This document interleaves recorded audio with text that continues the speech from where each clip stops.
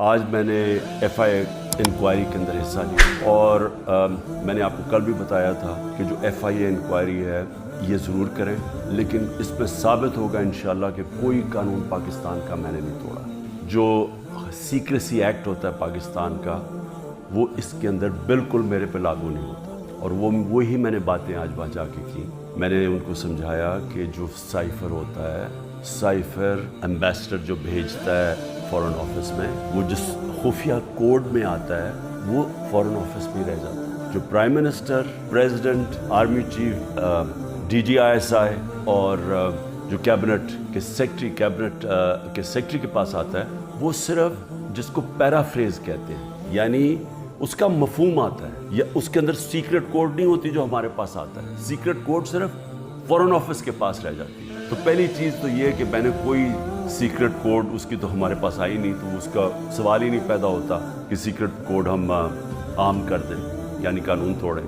دوسری چیز میں نے ان کو یہ سمجھایا کہ جو پرائم منسٹر ہوتا ہے وہ نیشنل سیکیورٹی کاؤنسل کال کر سکتا ہے۔ نیشنل سیکیورٹی کاؤنسل میں سارے سروس چیفز ہوتے ہیں، army chief, air force, joint chief اور نیوی کے چیف، یہ سب بیٹھے ہوتے ہیں اور اس میں پھر ہمارے فورن آفس بھی ہوتا ہے اور ہمارے جو سینئر ممبرز ہوتے ہیں۔ یہ فورم ہوتا ہے سب سے بڑا نیشنل سیکیورٹی کا، یہ فیصلہ کرتا ہے۔ اس کے سامنے میں نے وہ آ کے رکھ دیا سائفر، یعنی اس کا جو مفہوم تھا، وہ فیصلہ کرتا ہے کہ امریکہ کو پاکستان کے معاملوں میں مداخلت کرنے کے لیے ہم پروٹیسٹ کریں گے، ڈیمارش دیں گے۔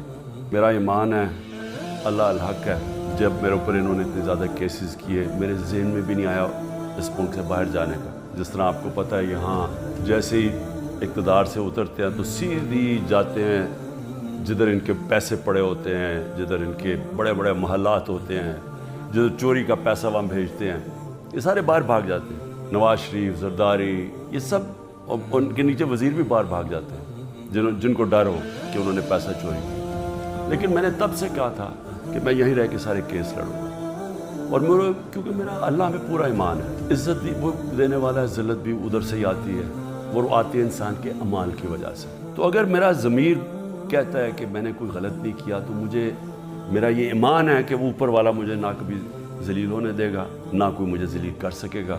ساری دنیا میں گیا کہ عمران خان کرپشن پہ پکڑا گیا۔ اب دوسری چیز یہ دیکھ لیں کہ پاکستان کی تاریخ کا سب سے زیادہ اگر ان پاکستانی قوم نے کسی کو اپنے پیسے سے ٹرسٹ کیا ہے، جس کو اعتماد ہے کہ وہ پیسے ان کی چوری نہیں کرے گا، وہ عمران خان ہے۔ جتنا پیسہ مجھے دیا گیا ہے لوگوں نے ہسپتال بنانے میں، ہسپتال چلانے میں، دوسرا ہسپتال، تیسرا ہسپتال جو اب انشاءاللہ کراچی میں بن رہا ہے، اور پھر نمل یونیورسٹی، اور پھر یہ القادر یونیورسٹی، یہ سارا لوگوں کے پیسے پہ، کیونکہ لوگ اعتماد کرتے ہیں۔ اور یہ ساری میں بنایا ان لوگوں کے لیے نہ جو وہ کینسر کا علاج کروا سکتے ہیں اور نہ وہ اعلیٰ تعلیم لے سکتے ہیں یونیورسٹیز میں، اور پیسے دیتے جا رہے ہیں۔ تو اس آدمی کو، اور خاص طور پہ بیرون ملک پاکستانی جو مجھے سب سے زیادہ پیسہ بھیجتے ہیں، ان کے سامنے کہنا کہ یہ چوری کے اوپر پکڑا گیا ہے، ساری دنیا میں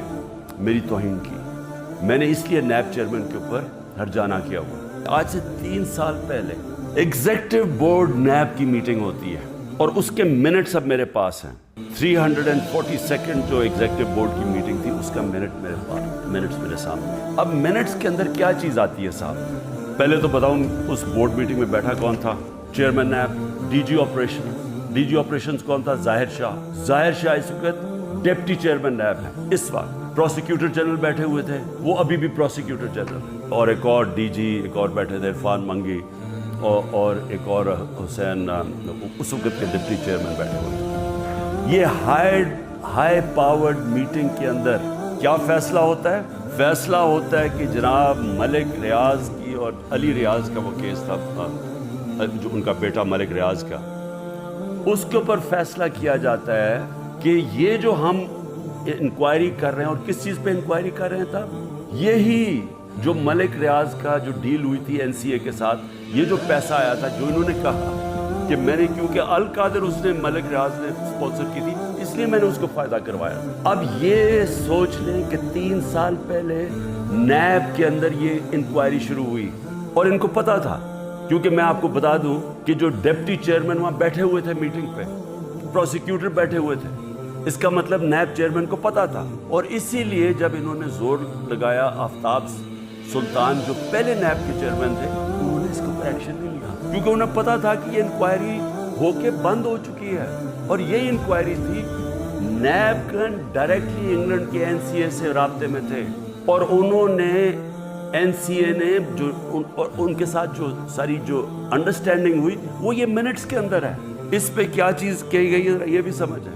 اس منٹس پہ یہ لکھا جاتا ہے کہ یہ اگر جو پیسہ ہمیں صرف ایک چیز، باقی تو کیش انہوں نے کہا آ جائے گا، جو ایک چیز ہے وہ 1 ہائیڈ پارک جو ملک ریاض یا علی ریاض نے خریدا تھا نواز شریف کے بیٹے حسن شریف سے 50 ملین پاؤنڈ کا، تقریباً 18 ارب روپیہ، 18 ارب روپے کی پراپرٹی خریدی ہے نواز شریف کے بیٹے سے.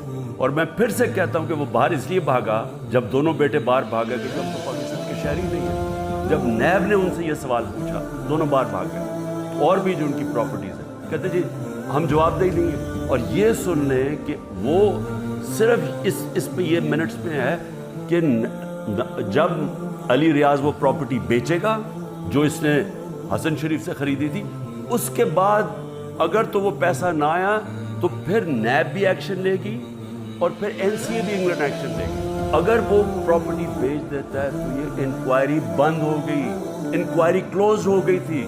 تو میں نیب چیئرمین سے اب سوال پوچھتا ہوں کہ آپ کو اس چیز کا پتہ ہوگا، کیونکہ یہ چیز کوشش کی گئی، یہ جو چوروں کا ٹولہ اوپر بیٹھا ہوا ہے کہ کسی طرح عمران خان کو پکڑ لو، تو آفتاب سلطان تو نہیں مانا ہوگا اس چیز، کیونکہ اس کو پتہ ہوگا کہ یہ سارا یہ فراڈ ہے، یہ یعنی یہ کیس میرے اوپر جو کر رہے ہیں اس کی بنیاد ہی کوئی نہیں. اور یہ آپ سن لیں کہ مجھے اس چیز کا نہیں پتا تھا. اب اگر یہ کوئی سوچے گا کہ عمران خان نے یہ بند کروائی ہے، تو مجھے اگر پتا ہوتا تو میں جب نیب کی انکوائری کر رہا تھا میں تو تب ان کو بتاتا. مجھے تو آج یہ ملی ہے چیز.